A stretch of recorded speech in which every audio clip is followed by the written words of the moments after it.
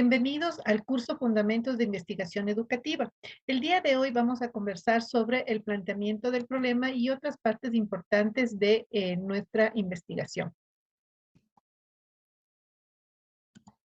Bien, como les decía, primero vamos a hablar un poco sobre el planteamiento del problema, cómo llegar a plantearlo de mejor manera. Plantear un problema es afinar, concretar y estructurar de manera formal la línea o la idea de investigación, perdón, que nosotros hemos escogido, que ya la hemos desarrollado e investigado a través de distintas herramientas como la revisión bibliográfica, el marco teórico y demás que hay detrás de esto. Un problema existe cuando los investigadores, por ejemplo, encuentran vacíos de conocimiento, hay dificultades que demandan una respuesta científica, es decir, en distintos ámbitos de académicos y distintas áreas o ramas de conocimientos, descubren situaciones concretas que requieren solución. Por ejemplo, queremos resolver el problema, por ejemplo, de la desnutrición, que hoy es muy hablado, crónica. Tenemos que investigar las causas, ¿no es cierto?, el origen de este problema, conocimientos que permiten explicaciones de los hechos, es decir, buscar cómo fundamentar de manera adecuada las cuestiones que están apareciendo en la realidad social o en materias de ciencias puras, también puede ser como la física, las matemáticas y demás, que nos permitan resolver problemas y dar solución a las distintas problemáticas que van apareciendo mientras se va desarrollando la investigación en sí misma o un campo de científico concreto. También hay que definir el tema de investigación. Para definir este tema de investigación es más o menos difícil dependiendo del grado de conocimiento que se tenga de este campo o de la temática seleccionada. Es decir, que aquí es importante recalcar que un solo investigador no va a poder abarcar, digamos, la diversidad de temas que hay en torno a un problema que estamos estudiando. Por lo tanto, se busca que sean equipos multidisciplinarios que puedan ayudar a resolver esta problemática desde de las distintas especialidades que tienen los investigadores, los profesionales de una determinada área o de varias áreas que están o que son afines al problema que yo quiero investigar. También la capacidad para identificar problemas de la teoría y la práctica, es decir, realmente creo que la parte de esta relación teoría-práctica es muy importante porque muchas veces no nos damos cuenta que de lo importante es de la práctica profesional, ¿no es cierto? Mm, Nos da pautas para investigar problemas, ¿no? Entonces, y esto sumado a un desarrollo del conocimiento, a estudiar las teorías que nos pueden ayudar a resolver estos problemas es muy importante. Entonces, no podemos decir que solamente nos vamos a sentar, ¿no es cierto?, a teorizar, sino que esas teorías que sirven para interpretar los fenómenos pueden ser retroalimentadas a través de la práctica, de la investigación en sí misma o de la práctica profesional y pueden darnos, ¿no es cierto?, o plantearnos problemas y hasta soluciones a lo que estamos investigando. Entonces, esta relación teoría-práctica es muy importante. Bien, el planteamiento del problema y los objetivos. Los objetivos son parte del planteamiento del problema. ¿Por qué? Porque justamente después de haber investigado la bibliografía, de tener una idea clara del tema de investigación, de todas las opciones que hay, ahí es donde ya nos surge plantearnos los objetivos de investigación, que son, que generalmente siempre tenemos un objetivo general que abarca, ¿no es cierto?, y que tiene que demostrar el alcance de nuestra investigación, qué es lo que queremos hacer, tiene que estar ubicado en el tiempo, en el espacio, y los objetivos específicos que justamente van a indicarnos las fases a seguir, las etapas del proceso, como les decía, el alcance, la limitación de lo que se va a investigar y la naturaleza, ¿no es cierto?, de ellos mismos. Entonces, es muy importante tener planteados muy bien los objetivos. O sea, hay técnicas, hay una estructura determinada y definida para plantear estos objetivos y tenemos que tener muy en cuenta que tienen que dar, ellos tienen que, los objetivos específicos tienen que alimentar al objetivo general. Es decir, yo no puedo plantear un objetivo específico que esté, digamos, no relacionado con el objetivo general o el objetivo central de mi investigación.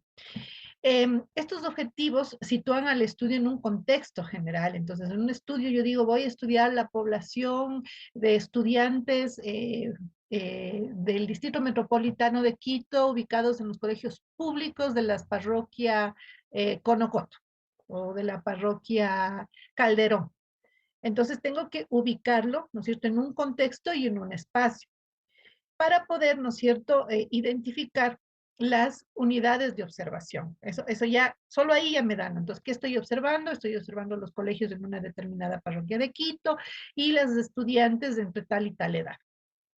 O los estudiantes puede ser digamos, materia en específico, pueden ser estudiantes de las zonas rurales. Entonces yo voy a tener que siempre identificar muy bien los objetivos en el tiempo, en el espacio, en un contexto. También el contenido del problema y sus objetivos se convierten en un punto de referencia para generar las hipótesis y la relación de variables. Es decir, yo ya selecciono y digo, bueno, voy a estudiar a este grupo de estudiantes ubicados en tal sector y la hipótesis es que quiero conocer, por ejemplo, voy a hacer una comparación entre los estudiantes de las escuelas públicas en la zona urbana y en las parroquias rurales del distrito metropolitano. Entonces ahí pongo una hipótesis y a lo mejor digo, ¿qué pasa, no es cierto?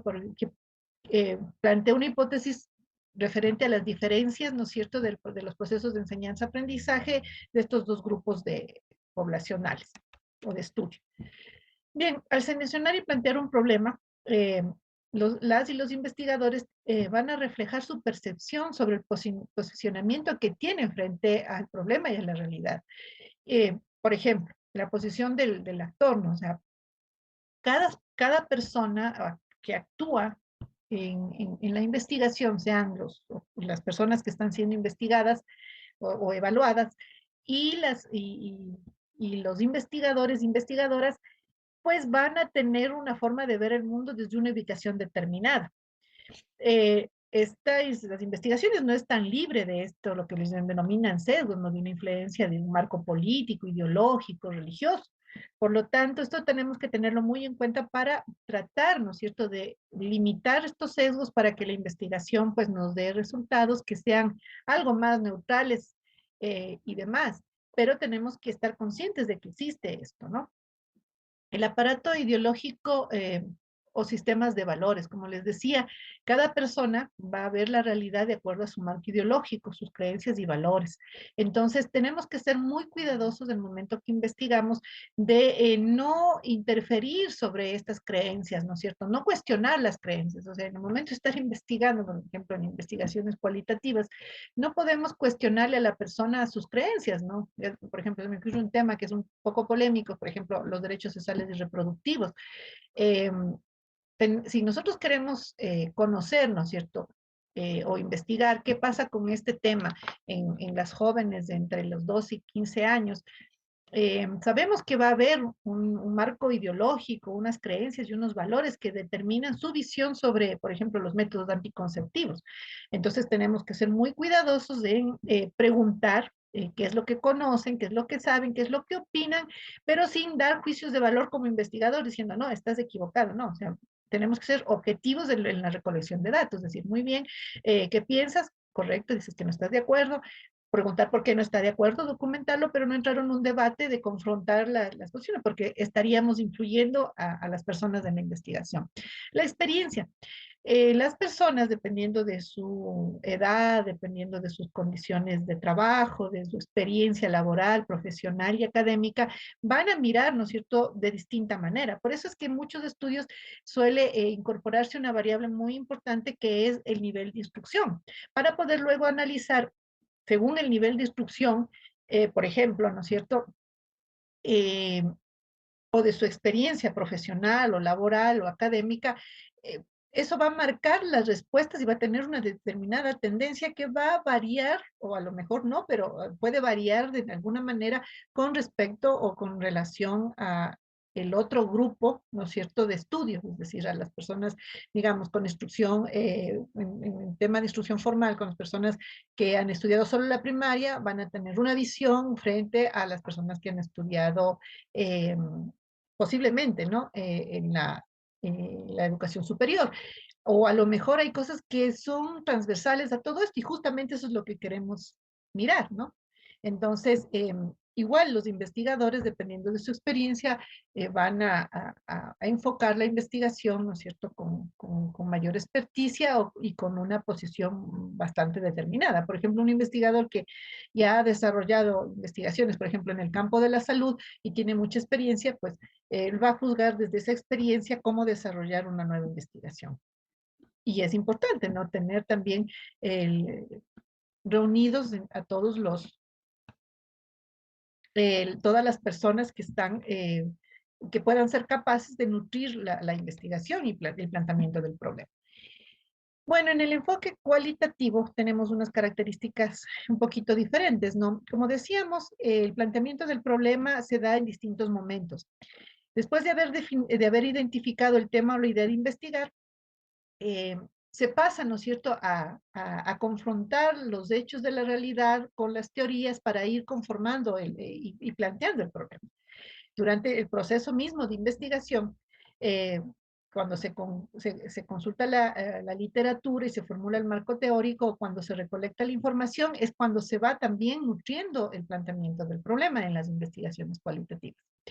Al final del proceso investigativo se redacta el informe final. Entonces, como ven, en el tema cualitativo pueden irse incorporando, ¿no es cierto?, más elementos que nutran al planteamiento del problema hasta, obviamente, terminar con la recolección y el procesamiento de los datos y su interpretación.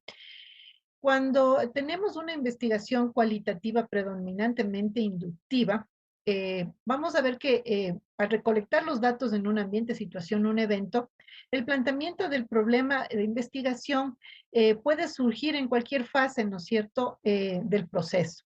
O sea, debe existir ahí. Em, por eso son un poco más complejas y a veces hay un debate que si estas investigaciones cualitativas son realmente investigaciones, hay un debate, ¿no? Frente a los modelos cuantitativos.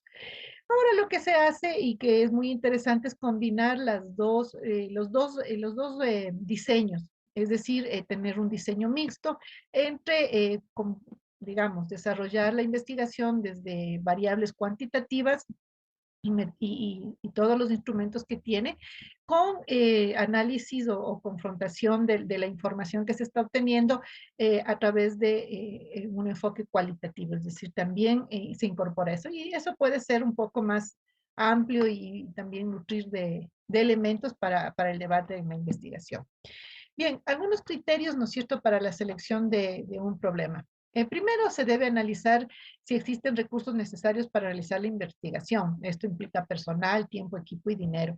Muchas veces las investigaciones están supeditadas, ¿no es cierto?, a los recursos económicos que tenemos. O sea, no es que eh, vamos a tener un gran presupuesto, ¿no? Y eso es a veces la limitación central que implica cuánto va a durar la investigación, cuánto personal y con qué calificación vamos a contratar, eh, cómo va a hacerse el trabajo en campo, se va a hacer o no trabajo en campo. El tiempo, ¿no es cierto? Si va a durar el periodo de tiempo donde se va a realizar el trabajo de campo y toda la investigación en sí misma, qué equipos se van a utilizar. Entonces, muchas veces los investigadores se ven supeditados a investigar en torno a la variable del presupuesto que tenemos para la investigación, ¿no es cierto? Y ver y optimizar esos recursos para lo más importante y central de la investigación. Em, las autoridades deben estar a la disposición de apoyar el proyecto, es una viabilidad política. Entonces, eso también pasa en todas las instituciones, sean públicas o privadas, digamos, los altos mandos, la dirección debe estar de acuerdo con el proyecto. ¿Por qué? Porque muchas veces centralmente los investigadores necesitan espacio, ¿no es cierto?, dedicar espacio a la investigación. Entonces, si es que realmente no van a tener el apoyo de las autoridades, o en el campo político no ven el proyecto como algo beneficioso para la sociedad, pues no se va a poder implementar por más buenas ideas que se tengan. La metodología seleccionada debe ser adecuada para dar respuestas al problema de estudio y debe ser de dominio del investigador. Esto también es importante, pero aquí yo creo que debemos quitarnos la visión, ¿no es cierto?, del investigador único. Nosotros debemos soportarnos en las personas que manejan desde el punto de vista técnico las metodologías de investigación que nos van a ayudar a desarrollar esto, ¿no? Entonces, por ejemplo, en el área de la medicina están los médicos, epidemiólogos, en el área de las ciencias sociales hay gente que está dedicada al tema de desarrollo de modelos o métodos de investigación, están las personas que manejan estos métodos desde el punto de vista estadístico, que nos van a ayudar muchísimo, ¿no? Entonces, ojo, tenemos que formar equipos multidisciplinarios para poder manejar y dominar, ¿no es cierto?, estas metodologías y dominar y planificar de mejor manera el trabajo de investigación. Los sujetos objetos del estudio deben aceptar la investigación y sus procedimientos. Entonces, aquí viene el tema de consentimiento informado. O sea, nosotros no podemos realizar una investigación sin haberle explicado a las personas que para qué es la investigación, que vamos a guardar los datos o la información que ellos provean de manera sigilosa y celosa, que no se van a divulgar esa información. La gente tiene que estar clara para qué está dando la información y luego tiene que y si al final ya se hace, es importante que sepan que se publicó y cómo se trató la información. El consentimiento informado es muy importante y a veces no se lo hace. Hay que hacer que firmen las personas que van a realizar el, que van a ser parte de la población investigada, eh, tienen que decir, sí, estoy de acuerdo. Más aún, por ejemplo, si vamos a dar datos personales de importancia que deben ser cuidados, ¿no? Como por ejemplo en casos de, digamos, estamos estudiando el tema de violencia intrafamiliar, esos datos no se pueden filtrar, por ejemplo, a las personas que están violentando a la víctima, no debería tampoco eso salir a la luz, por ejemplo, en un espacio público, sea de trabajo o educativo, eh, sobre el tema de orientación sexual también, o sea, no, por el tema que puede generar discriminación y la falta de comprensión social sobre estas problemáticas. También debe existir la posibilidad de que se apliquen las recomendaciones del estudio, ¿no? Entonces debemos plantear recomendaciones que sean aplicables, ¿no? O sea, un estudio que al final no tiene una recomendación que sea aplicable para desarrollar para desarrollar un nuevo conocimiento, una nueva metodología, para solucionar un problema, pues no tiene mucho sentido y por eso tenemos que plantear muy bien el problema. La duración de las investigaciones debe responder a la urgencia y los resultados para la toma de decisiones. Es decir, no podemos plantearnos, a ver, si tenemos un problema que es resolver, por ejemplo, el problema de la basura en una localidad, eso no puede esperar, o sea, tenemos que plantearnos, ¿cierto?, el problema y una secuencia de pasos para investigar cuáles son las causas del problema y darle solución inmediata o tomar decisiones de manera inmediata. O sea, no es que se pueden hacer investigaciones, digamos, en este caso de así tan largas, ¿no? Claro, existen otras investigaciones como las de las ciencias puras que pueden durar años, ¿no? O sea, como hemos visto, décadas para resolver problemas y necesitan mucho financiamiento, pero al final siempre sirven para tomar decisiones, para cambiar estructuras mentales, para cambiar teorías, para confrontar teorías, siempre tiene que haber un objetivo claro en la investigación. La magnitud y la extensión del problema deben revestir importancia, entonces deben ser pertinentes. O sea, yo no puedo sentarme a investigar, ¿no es cierto? Cosas que no van a ser relevantes para un problema social, ¿no?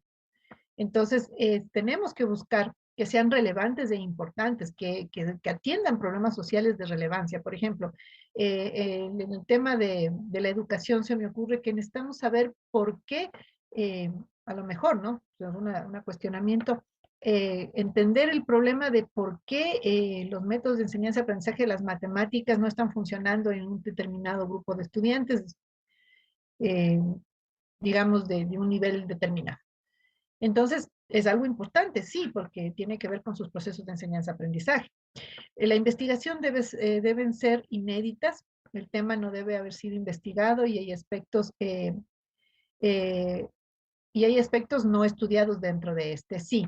También Puede ser que se investigue, por ejemplo, con una metodología que ya ha sido probada y publicada, otro tipo de, digamos, que pueda servir para estudiar en la misma área, ¿no es cierto?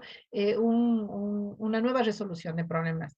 Miren ustedes, con lo que pasó con el COVID-19, la tecnología del ARN mensajero estaba siendo desarrollada para resolver otros problemas de salud, pero los investigadores vieron la oportunidad de ir y probar esta tecnología en la creación de una nueva vacuna que pueda, ¿no es cierto?, resolver el problema, ¿no?, de la virulencia del virus de la COVID-19.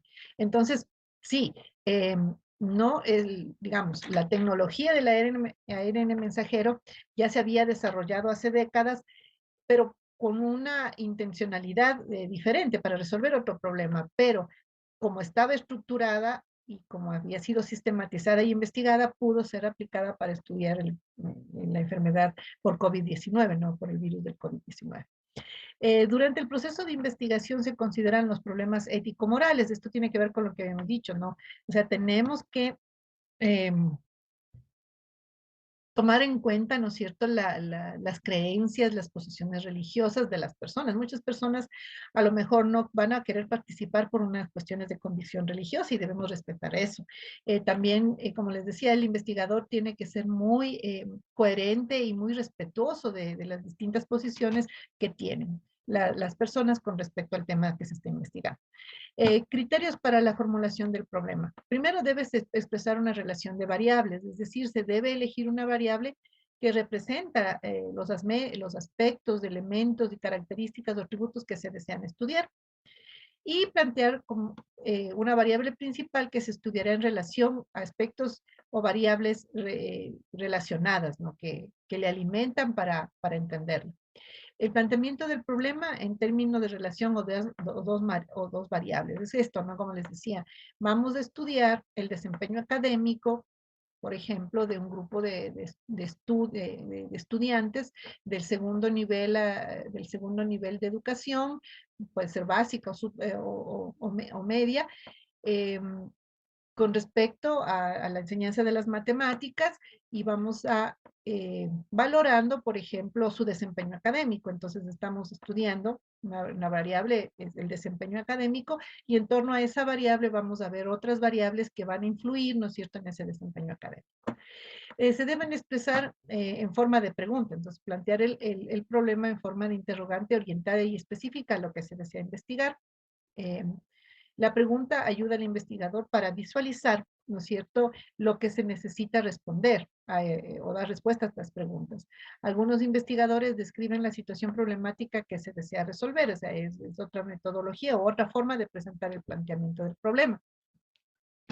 Debe posibilitar la prueba empírica de las variables, es decir, que tenemos que fundamentalmente, ¿no es cierto?, en investigación, dar respuesta o solución al problema a través de elementos, aspectos o características que se estudian a través de la comprobación y verificación. Esto se ve mucho más fácil, por ejemplo, en un proceso experimental, ¿no? Entonces yo digo, quiero ver cómo influye, ¿no es cierto?, en un proceso, en una reacción química, por ejemplo, en el que es mi área, en una reacción química, quiero ver cómo influye la temperatura en el proceso de conversión de productos a reactivos.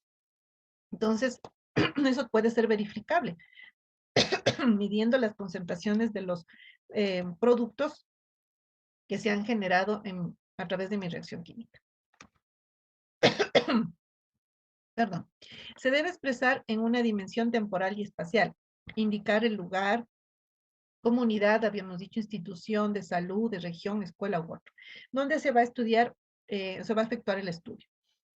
El periodo que cubrirá la investigación, la determinación de la dimensión espacial es necesaria, puesto que la investigación no se hace, por ejemplo, en todo un país, en toda una región, es lo que les decía, ¿no? Distrito Metropolitano de Quito, parroquia tal, las escuelas públicas. Entonces yo voy a expresar muy claramente la dimensión temporal y espacial. Bien. Me faltó una. Debemos especificar la población que se investiga. Entonces, vamos a estudiar y definir cuál es la población sujeto de investigación, como les había dicho, los niños y niñas de entre 15 y 18 años, ¿no? Y bueno, primero vamos a tener que en el planteamiento del problema se hace un análisis preliminar y que se va a retomar ya en el diseño de investigación, pero ya tenemos que ubicar hacia dónde queremos o hacia qué población objetivo vamos a aplicar nuestra investigación. Características de los objetivos. Comunican siempre lo que el investigador quiere hacer en su diseño. Menciona los aspectos alcanzables y observables que se pretende obtener. Estamos viendo en el ejemplo, ¿no? O sea, vamos a ver el rendimiento académico de un grupo de estudiantes de entre tales y tales edades de la parroquia tal del Distrito Metropolitano de Quito. Conducen a la investigación, al investigador al desarrollo de su estudio, son la guía para el investigador. Entonces, los objetivos me van guiando para no salirme, ¿no? Porque con tanta información que puede ir apareciendo, pues yo me puedo desviar un poco de mi investigación. Entonces, los objetivos son la guía que yo debo seguir. Eliminan o excluyen el mayor número de alternativas de interpretaciones posibles en referencia a lo que se va a hacer. Es decir, cuando yo planteo un objetivo, tengo que seleccionar el que sea más pertinente y eliminar los que realmente no me vayan a contribuir a resolver o dar respuesta al problema planteado. Están dirigidos a los elementos básicos del problema, justamente, es decir, a lo central que quiero investigar. Por ejemplo, quiero investigar el rendimiento académico en matemáticas, entonces no puedo estudiar el rendimiento académico en literatura ni en ciencias sociales, es matemáticas, entonces tiene que estar muy bien dirigido hacia el elemento básico del problema que estoy estudiando. Deben ser cuantificables y observables, ¿no? En el caso de estudios cuantitativos. Bien, la fundamentación teórica es el nivel de profundidad de la investigación que va a determinar el modelo que vamos a construir como marco teórico, marco conceptual o marco de referencia. Esta fundamentación teórica es útil para definir con precisión la hipótesis y las variables, establecer las pautas específicas que regirán la investigación. Entonces, los fundamentos teóricos me van a dar los elementos justamente para sustentar la investigación, es decir, para explicar. Y aquí viene lo que llamamos la fundamentación, lo que llamamos, ¿no? La justificación del tema, ¿no? O sea, a partir de los fundamentos teóricos yo puedo construir la fundamentación y la justificación de mi investigación. Analizar e interpretar datos es muy importante porque ¿con qué comparo? O sea, yo tengo que comparar, a ver, yo voy a hacer este estudio, pero voy a comparar con, por ejemplo, el rendimiento académico en matemáticas, lo voy a comparar con, si son instituciones públicas, voy a compararlas con las privadas de la misma área de estudio o la voy a comparar a nivel nacional para ver las diferencias que hay, o a nivel provincial, ¿ya? Ordenar las observaciones para explicar de qué manera están relacionando los fenómenos. La elaboración de este modelo o marco teórico conceptual o de referencia usualmente comprende dos etapas, la revisión de la literatura, que ya la hemos ido trabajando, ¿no? Desde que ya nos surge la idea de investigación y la adopción de una teoría o, o el desarrollo de una perspectiva teórica o de referencia. ¿Qué quiere decir esto? Nosotros vamos a adoptar una teoría, o sea, vamos a tener, por ejemplo, en el tema eh, de si analizamos, ¿no es cierto?, el progreso educativo de este grupo de estudiantes en las matemáticas, vamos a tener que buscar una teoría donde dice que, por ejemplo, teóricos pedagogos o educativos que dicen que el rendimiento académico en las matemáticas está muy ligado a los problemas o al nivel socioeconómico del estudiante. Entonces, donde ya hay teorías desarrolladas y investigaciones previas que nos pueden dar una pauta para ver y tener una teoría o una perspectiva teórica sobre esto, ¿no?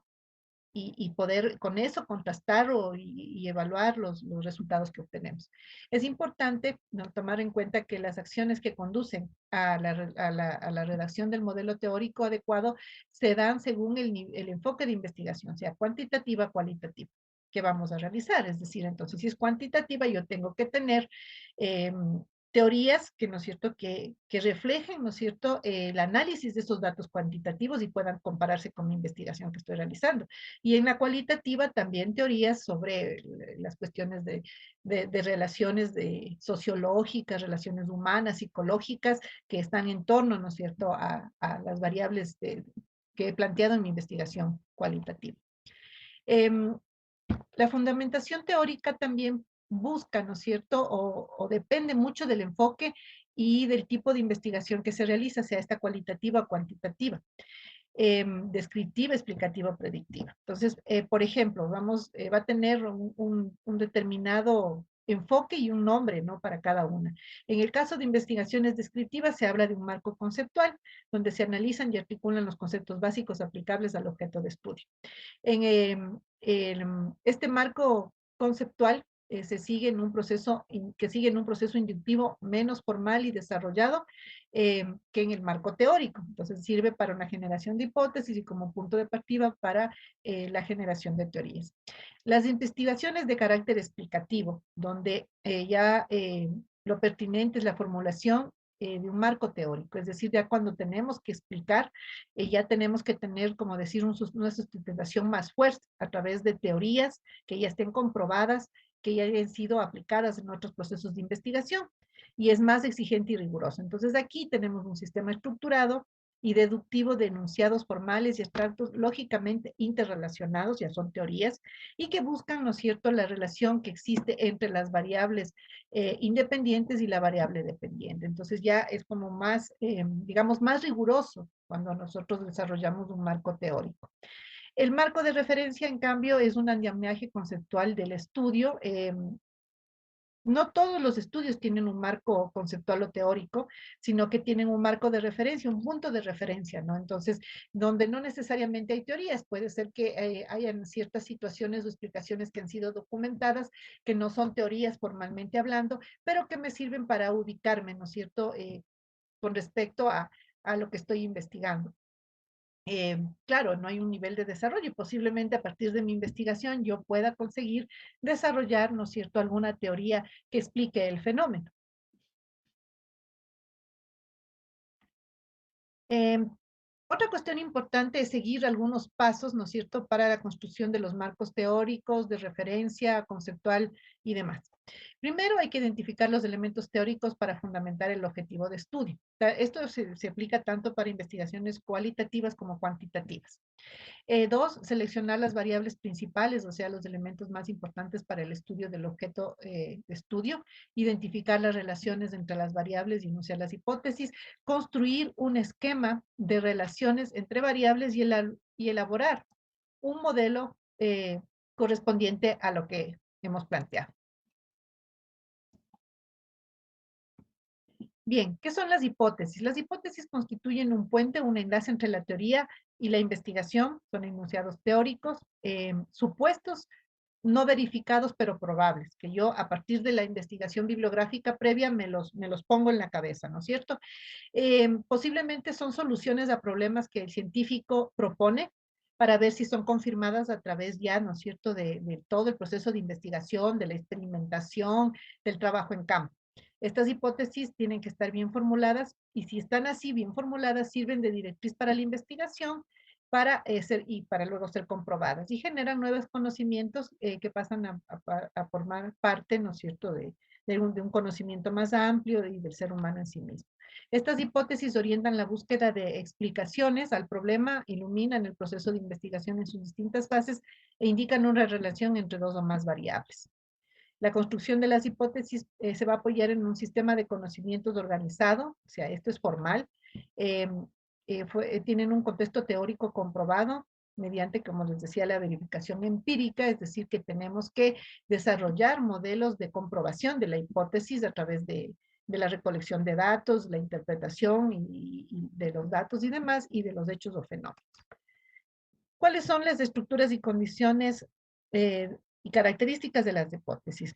Hay dos tipos de estructuras de hipótesis. La científica, que son elementos estructurales de la hipótesis con unidades de observación, donde están las variables y las relaciones que existen entre sí de estas variables, es decir, hay una estructura mucho más formal. Y la gramatical es la que se adoptan oraciones en que las unidades de observación son los sujetos de la oración y las variables son los atributos. Es decir, esto está mucho más aplicado a lo que serían ya eh, los estudios cualitativos, parte de ellos, ¿no?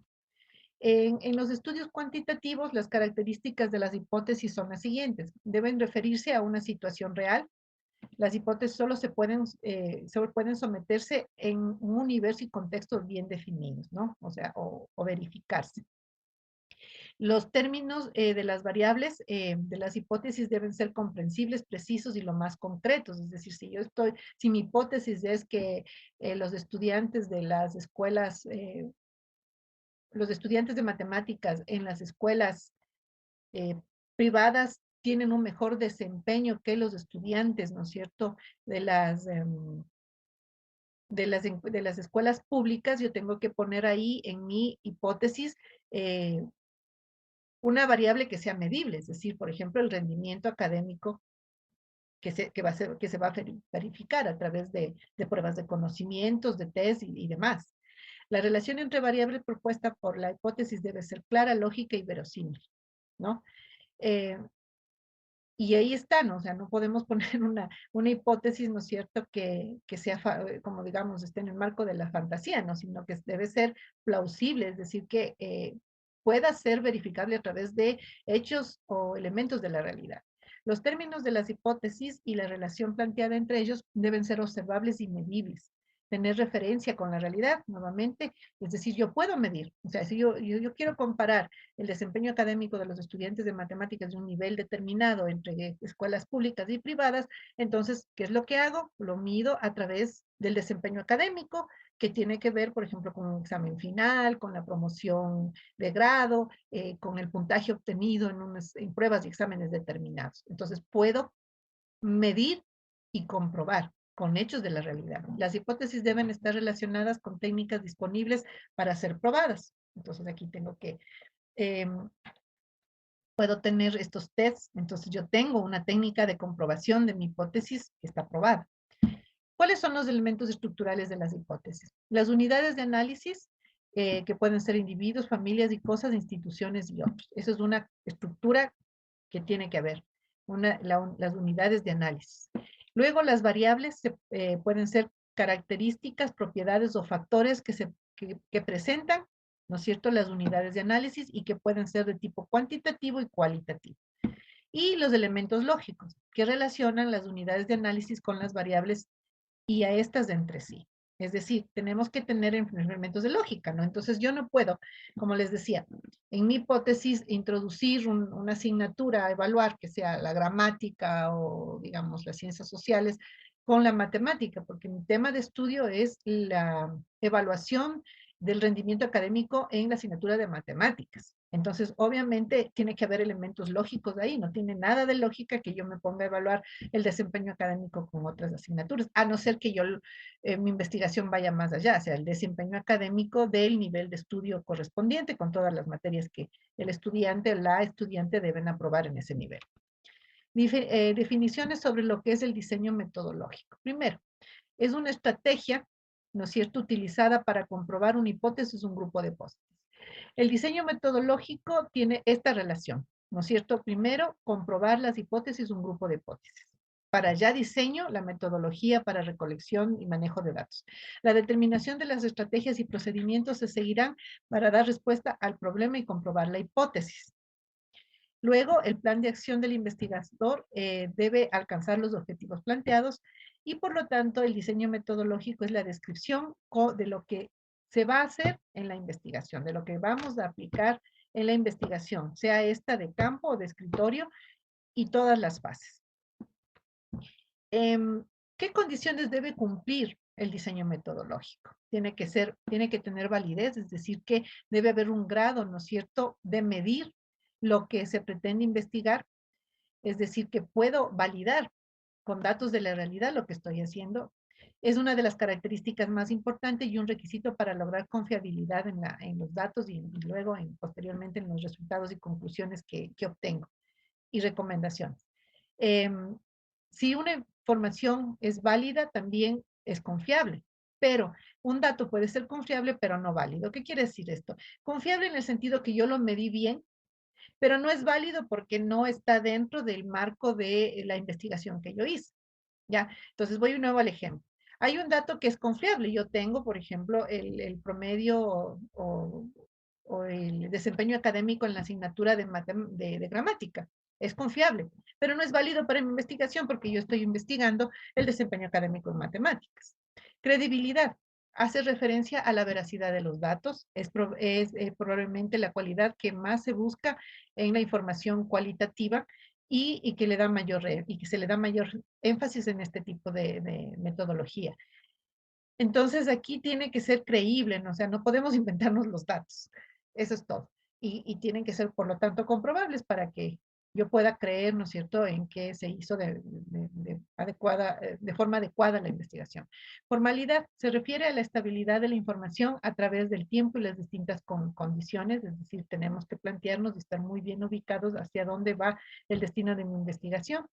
Confirmabilidad, es decir, que hay una objetividad o neutralidad de la información y yo puedo, ¿no es cierto?, hacer que esto sea evaluado por otras personas expertas y estas personas van a concordar respecto a la pertinencia y el significado de la información, es decir, van a validar y van a confirmar, o sea, las investigaciones tienen que tener una metodología que sea capaz de confirmar, es decir, que yo aplicando la misma metodología que hicieron, yo verifico que esos datos que me han presentado son reales, son ciertos, son válidos, ¿no?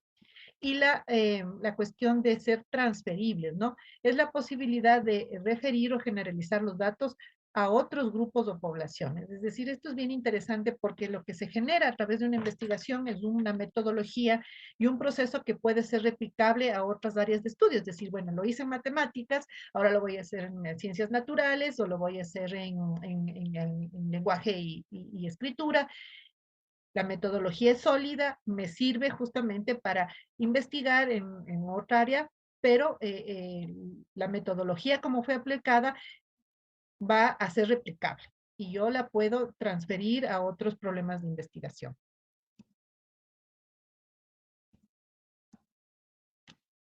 Bueno, ¿y cuáles son los componentes del diseño metodológico? El tipo de estudio, sea cuantitativo, cualitativo mixto, los conceptos y categorías y variables, el universo de la muestra, los métodos de instrumentos de recolección de datos, donde están las encuestas, pueden ser formularios, pueden ser los diseños experimentales, ¿no es cierto?, que voy a realizar. El plan de tabulaciones y análisis, es decir, ya cómo voy a procesar y voy a mostrar los datos que he obtenido, los procedimientos aplicados para el proceso de investigación y demás.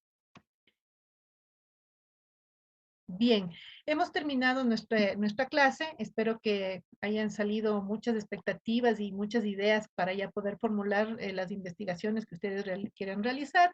Y no se olviden que vamos a seguir dialogando sobre estos temas de metodología de la investigación en la próxima clase. Les esperamos. Muchas gracias.